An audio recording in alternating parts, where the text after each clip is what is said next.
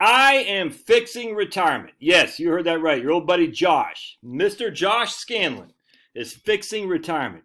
I'm going to show you why here. So check this out. So every week I get an email from the Kitts, Michael Kitts. I'm a big fan of Kitts right here.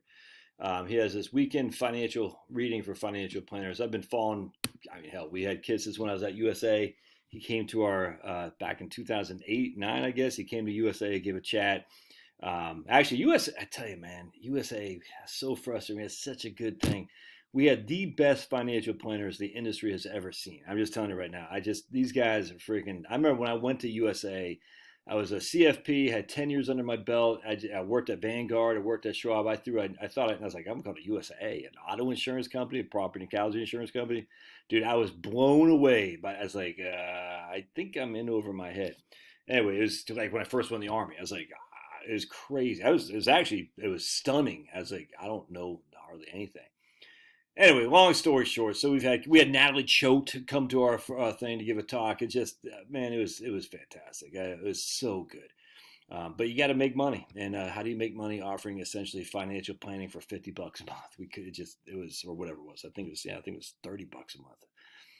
Anyway, so I've been following Kitts for many, many years. Anyway, he had written this.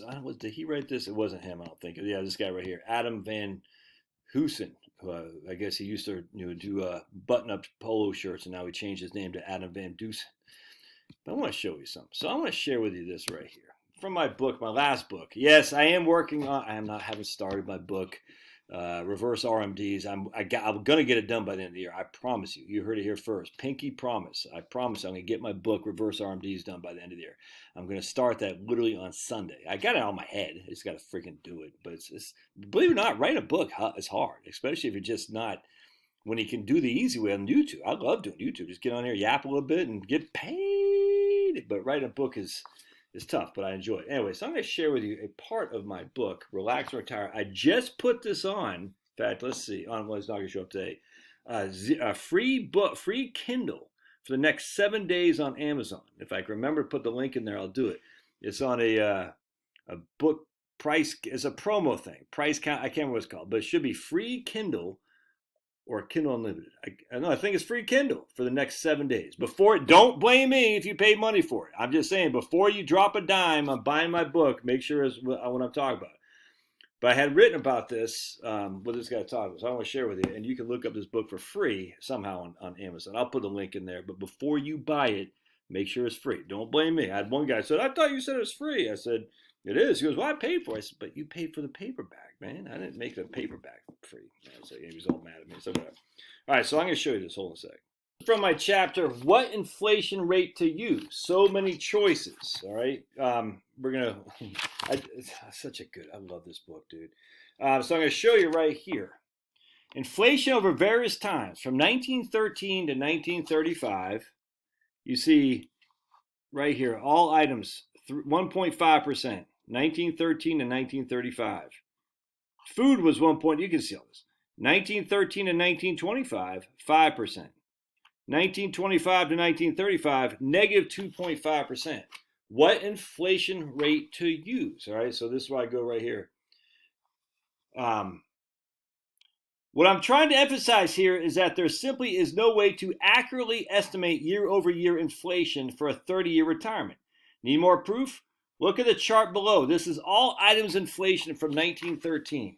All items inflation. It goes up, it goes down, it goes up, it goes down. All items. You can see there's no 3% average. There's no average there. It's nuts. All right. This chart reminds me of the article, When Will We Get Back to Normal, where Vanguard shows the vast majority of time stock returns didn't come anywhere near the average rate of return of 10.55%. There's the stock returns.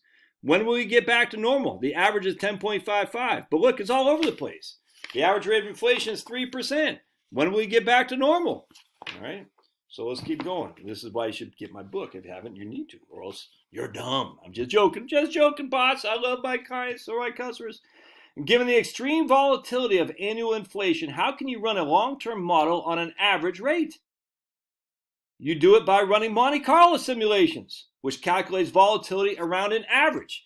We're all familiar with Monte Carlo used in retirement planning for investment return, but no one uses Monte Carlo in inflation projections. Why? I posted a video on my YouTube channel discussing this exact thing, which you can see, and I linked to it here. Unfortunately, I have no financial planning software that uses Monte Carlo to measure inflation volatility and investment return volatility together.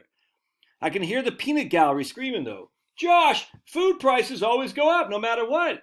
So while you get fancy with all items inflation, I'm just going to stick with a 3% rate inflation because of food. Really? Well, let's check the numbers. As you can see from below, using BLS numbers, right there, all food prices fell 4% a year from 1920 to 1934. That's food prices. Want to get more specific? Look at chuck roast.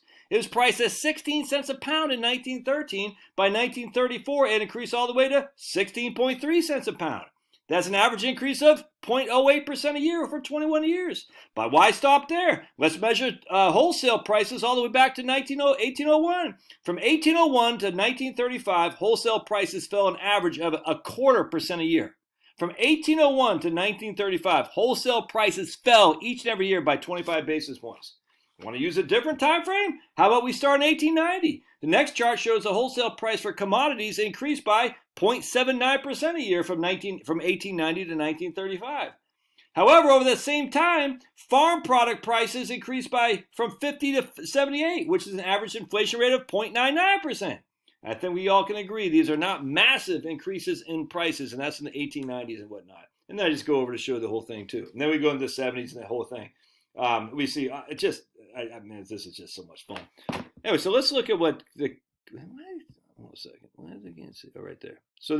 So my premise is inflation is all over the place, and you can just see right here the CPI. Look at this. That's inflation.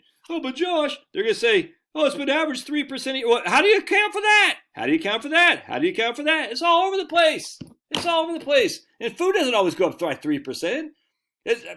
Anyway, so my premise is there needs to be a Monte Carlo for inflation. If you're using a Monte Carlo, and I talk about what I think, I'm not going to get back away. So you have stocks going down. That's a whole sequence of return risk. Sequence of return risk for stocks. All right, let's look at what my man here says. What's the guy's name? Andrew Van Huysen, something like that. What's this dude's name? Adam Van Duysen. I don't know him. Seems like a good enough guy. But right here. Right here. How the timing of inflation periods, how the timing of inflationary periods as well as the client's spending patterns can influence whether a portfolio will last through retirement.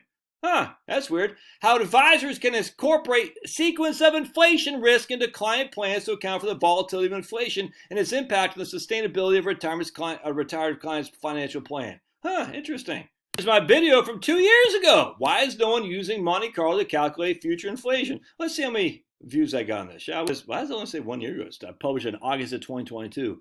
3,000 views. Wow, I got 3,000 views. Here's my man, this guy. I'm a computer programmer and mathematician. When I rolled my own, wow, dog. When I rolled my own Monte Carlo retirement projections, I certainly coded up for inflation as distributed random variable pulled yearly. Because of what you said, why not? So at least one person does, so only for myself, 100%. And I gave him the little hearty thing.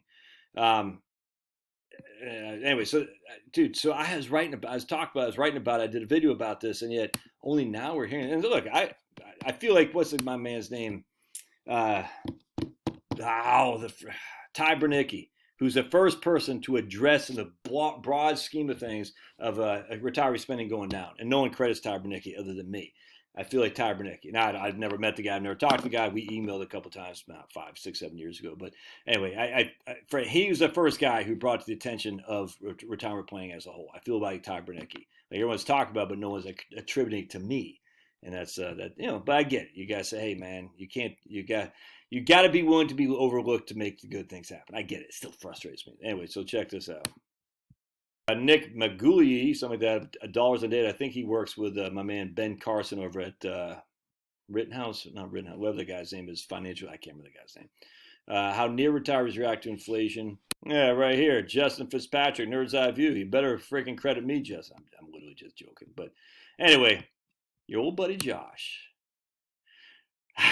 Changing the retirement business, one person at a time. God bless. Love your thoughts.